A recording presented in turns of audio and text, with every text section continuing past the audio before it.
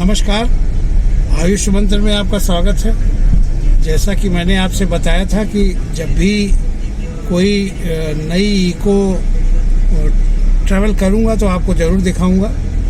आज का हमारा इको ट्रैवल है केरला के सुदूर हरियाली वाली जगह से, और हरियाली से सागर तक की यात्रा हम आपको ले जाएंगे। आलपुझा बीच, सुने हैं कि बड़ा अपडेशन हुआ है वहाँ, तमाम चीज़ें हैं, तो बने रहिए हमारे साथ। और आलपुझा बीच का हम आपको एक फुल गाइडेड टूर कराएंगे कि क्या क्या वहाँ है, कैसे आप देख सकते हैं, क्या चीज़ें आपको मिल जाएंगी। तो उम्मीद है आपको मज़ा आएगा, तो रहिए हमारे साथ और देखते रहिए आयुष मंत्र।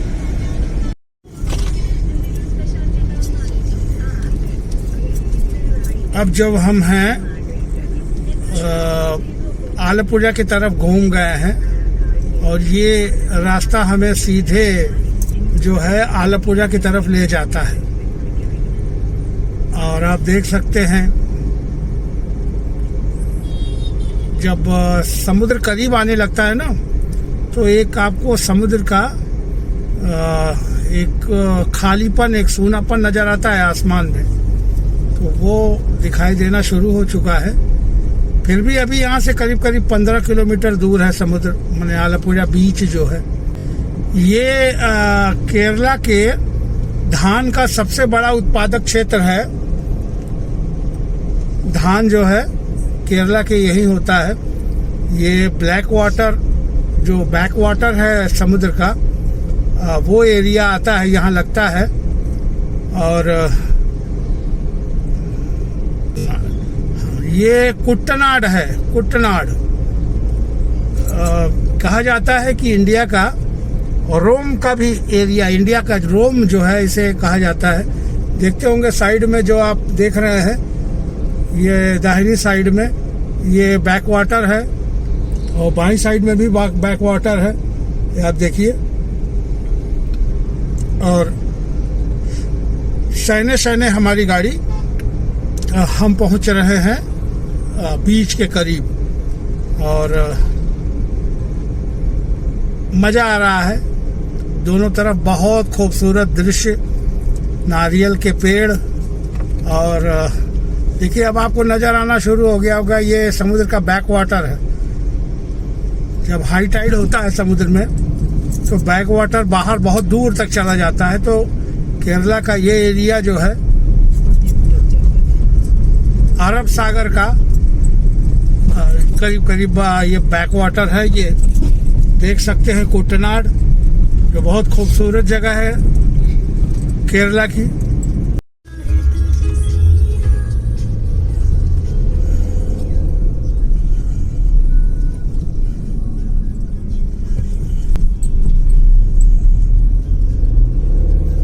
जैसे जैसे समुद्र करीब आता जा रहा है, आसमान और यहाँ का वातावरण दोनों ही मज़ेदार होता चला जा रहा है। देखिए नारियल का ढाब,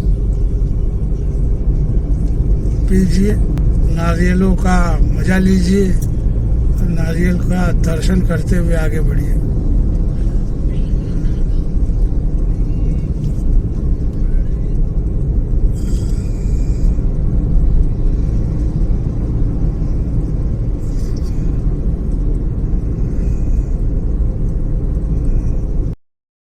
अब हम पहुंच चुके हैं आलपुझा। अपनी नाव दौड़, समुद्र तटों, समुद्री उत्पाद और कॉपर उद्योग के लिए प्रसिद्ध आलपुझा भारत का एक विश्व प्रसिद्ध बैक वाटर पर्यटन स्थल है। कुट्टनाड, आलपुझा बैक वाटर और आलपुझा समुद्री तट के लिए अवश्य देखने योग्य पर्यटन आकर्षण है।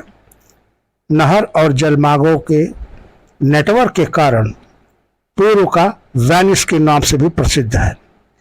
आलपुझा अत्यधिक सुंदरता वाला जिला है। यह पश्चिम अरब सागर से घिरा हुआ, और इसमें झील, लैगून, मीठे पानी और नदियों का नेटवर्क है। कुट्टनाड हरे भरे धान की खेती के लिए उपयुक्त है, जिसे केरला का चावल का कटोरा भी कहा जाता है। यह दुनिया के उन कुछ स्थानों में से एक है जहां खेतों में समुद्र तल के नीचे खेती की जाती है। आलपुरा टाउन पे पहुंच चुके हैं। बहुत ही जल्दी हम आपको समुद्र तट की दर्शन कराएंगे। जो आलपुरा बीच विश्व प्रसिद्ध बीच है, और सुने हैं कि आजकल उसमें कुछ एक्टिविटीज़ चल रही हैं। अब चल के वहाँ देखा जाएगा कि क्या एक्टिविटी है और क्या चीज़ हो रहा है। कुछ नया है, एक 10-15 दिन के लिए कुछ चीज़ लगा हुआ है, ऐसा अभी रास्ते में लोगों ने बताया मुझे। ये वो बाज़ार है जिस बाज़ार को हम क्रॉस करके पहुँचेंगे। ये एकदम समुद्र की तटीय एरिया है। मुश्किल से 4-5 किलोमीटर के करीब में ही आलपुरा बीच हमको मिल जाएगा। और आप देख सकते हैं यहाँ की ये दुकानें। और ये चूँकि इस वक्त जो है ना थोड़ा सा मौसम गर्म है, तो इसलिए लोग जो हैं, जबकि हमारे पूर्व उत्तर भारत में इस वक्त कड़ाके की ठंडी पड़ रही है, लेकिन यहाँ आपको स्वेटर या कोई चीज़ नज़र नहीं आएगी। लोग बिना किसी चीज़ के यहाँ यात्रा करते हुए आपको दिख जाएंगे। और धीरे धीरे हम पहुँच रहे हैं बीच के करीब, और जैसे जैसे हम पहुँचते जाएंगे आप देखिए सामने रेलवे क्रॉसिंग नज़र भी आ रही है। तो हमारा सौभाग्य है कि आज खुला हुआ है। वैसे आज तक मैं तो सैकड़ों बार आ चुका हूँ, तो जितनी बार मैं आया हूँ ये मुझे हर बार बंद नज़र आई है। आज पहली बार ये मुझे खुली नज़र आ रही है। चलिए अच्छी बात है, हम उधर ही जल्दी ही पहुँच जाएंगे। मैं तो यहाँ आधा घंटा इंतज़ार करना पड़ता। चलिए हम जल्दी से इस क्रॉसिंग को, इससे पहले कि बंद हो, हम क्रॉस कर लेते हैं। लीजिए हम क्रॉसिंग क्रॉस कर लिए।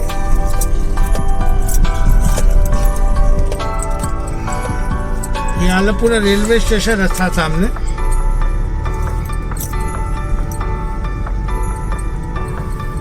एक क्लासिक रेजेंसी होटल था ये। अब हम आ चुके हैं आलपुरा के बीच पे। आप देख सकते हैं ऊपर से फ्लाईओवर है, ये पूरे बीच पे जाता है।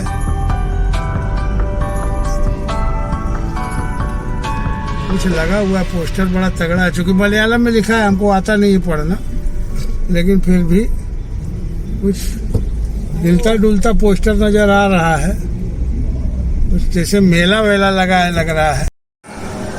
ഒരു പ്രത്യേക അറിയിപ്പ്, സ്റ്റാളിലെ സഹപ്രവർത്തകർക്കും ഫുഡ് കോർട്ടിലെ സഹപ്രവർത്തകർ എല്ലാവരും, സെക്യൂരിറ്റി ജീവനക്കാരെല്ലാവരും ശ്രദ്ധിക്കുക, ബൗൺസർ ശ്രദ്ധിക്കുക. ഏത് വീട്ടിൽ വിളിക്കുന്ന പേര് ജോക്കുട്ടൻ. ഈ കുഞ്ഞിനെ മറൈൻ എക്സ്പോർട്ട് സ്റ്റാഫ് എക്സ്പോർട്ട് ഓഫീസിലോ കൊണ്ടുചെന്നാക്കാൻ അഭ്യർത്ഥിക്കുന്നു.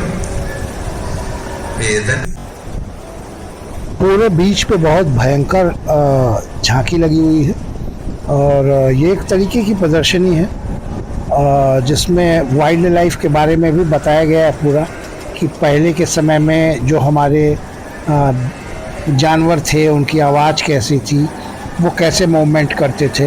हाथी बड़ी बड़ी दिखाता है, और तमाम ऐसे जानवर जो विलुप्त हो चुके हैं उनके बारे में बताया गया है और उनके बारे में लिखा भी गया है।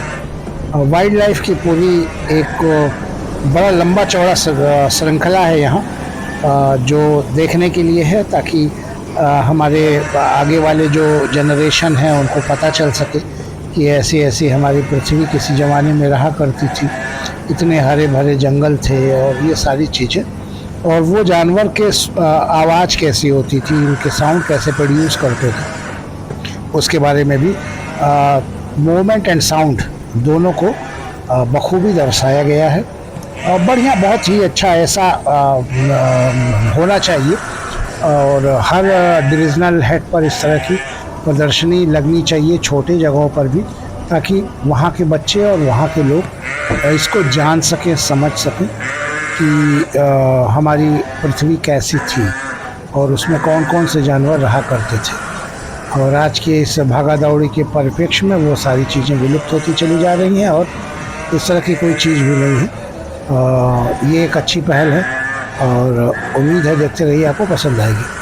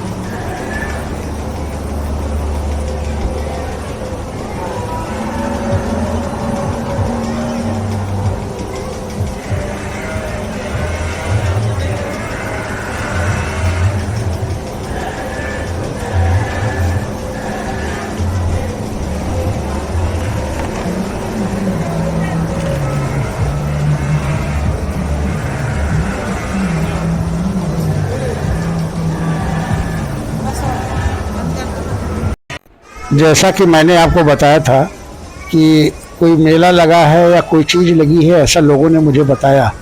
तो ये एक एक्वेरियम लगा हुआ है, ये एकदम आपके बीच पे ही है और गजब का एक्वेरियम। मतलब मैंने अपने लाइफ में बहुत एक्वेरियम देखा, लेकिन शायद इतना बड़ा और इतना भयंकर एक्वेरियम जो हमने अभी तक नहीं देखा अपनी लाइफ में।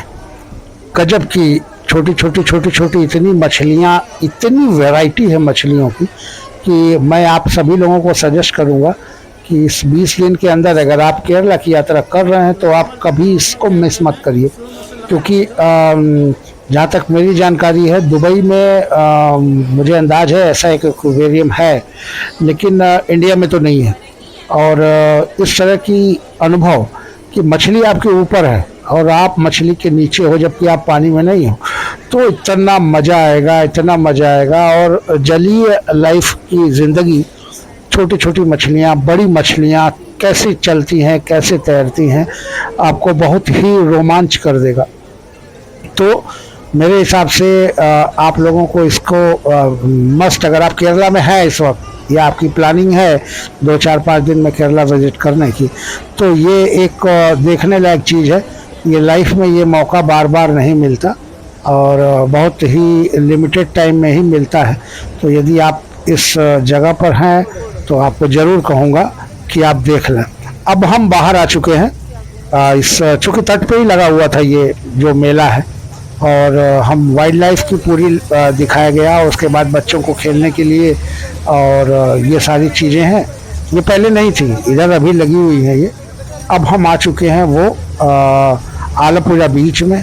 अब आप देख सकते हैं कि समुद्र देवता का दर्शन हो रहा है। धीरे धीरे शाम भी ढलने के कगार पर पहुंच चुकी है और हम बीच तक पहुंचने वाले हैं, एकदम बीच के किनारे। वैसे एक्वेरियम देखते देखते हमने शाम का वो सीन जो देखने हम आए थे वो मिस कर चुके हैं और रात भी हो चुकी है, लेकिन फिर भी मज़ा आ गया।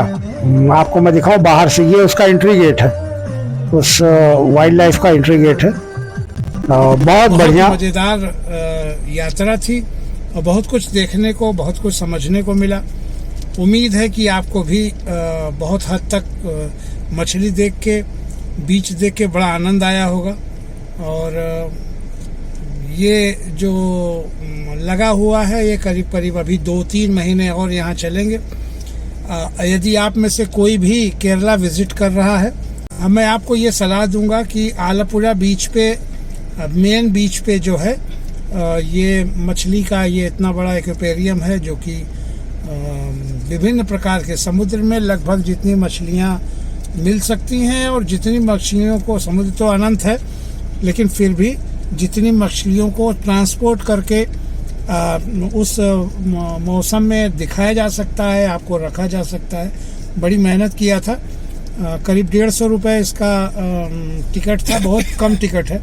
मैं तो ये कहूँगा कि पूरा एसी बनाया उन्होंने, जो इतना एक्सपेंसेस हो रहे हैं उस हिसाब से अगर 500 का भी टिकट दिए होते तो कोई बहुत बुरा नहीं होता हमारे लिए।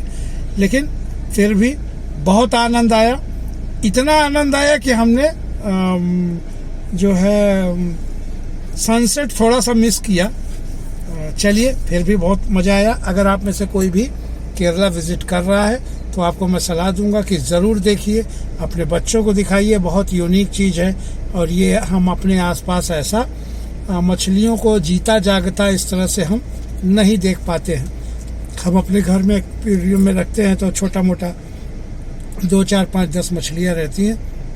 तो उम्मीद है आप आनंद लिए होंगे और इंस्पायर होकर अगर आप केरला यात्रा कर रहे हैं तो आप 2 महीने तक इसका लुत्फ़ उठा सकते हैं। आयुष मंत्र की टीम को विदा दीजिए। बहुत बहुत धन्यवाद।